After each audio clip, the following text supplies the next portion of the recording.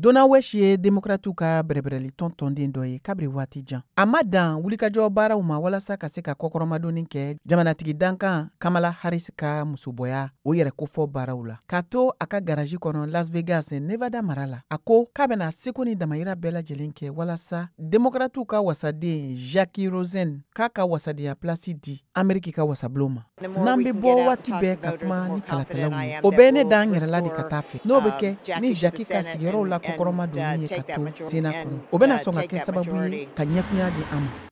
nevada mara jatilen do ameriki marabolow fɛ min tɛ koba dɔn wasadenw ka kala tali la n'o be kɛ ni jalatigɛli ye republikɛnw ka tɔndenw ani demokratiw ka tɔndenw cɛ walasa u ka se ka ɲɛkunya sɔrɔ an bɛ nin waati min na demokratiw ka kalatalaw ka jɔyɔrɔ kɔni man bon kosɛbɛ wasabulon kɔnɔ ka daa kan sigiyɔrɔ 51 ɲɔgɔn de bɛ u bolo nga rosin sams brown ale min ye u fadenkɛ ye ni a jogina afganistan kɛlɛ la y'a yira ko waati dɔ kuma sera yɛlɛma ka don kow la washington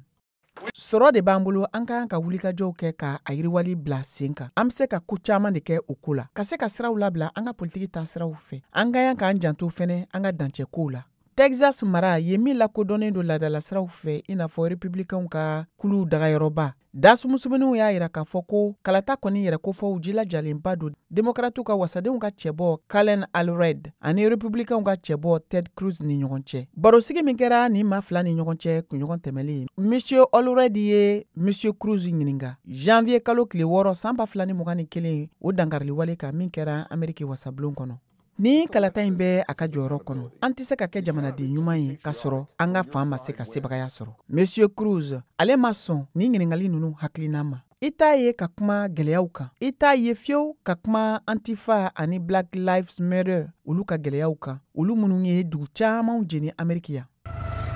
fɛɛn min ye montana mara ye demokratiw ka cɛbɔ min be yen n'o ye john tester ye fɛnɛ ni republikɛnw ka cɛbɔ tim shelley olu fɛnɛ karila ɲɔgɔn na min kɛra u ka barosigiba sen fɛ n'o ye demokratiw ka barosigiba ye convention national démocrate o min kɔnna ka kɛ ɲinan san kɔnɔ ciladen dɔ ye laseliw kɛ k'a da se kalatalaw ka taabolow ma ko minnu bena sɔn ka bɔ ka kala ta jamanatigi kɔrɔ donald trump ye nga ko u bena sɔn ka demokrati dɔ de to wasabulon kɔnɔ senateur tester tun ye layidukan dɔw ta u ye min be tali kɛ u ka sɛnɛ sariyakow kan anw ka kegun kojugu ka se ka o layidukan nunu to yen tɛ a ka tɛmɛ republikɛnw ka barosigiba convention national républicaine senfɛ ciladenkuluw ye laseli kɛ ko kalata min kan ka kɛ n'o be wele ko vote libéraux monsieur tester fɛ k'o nafa man bon jamana ma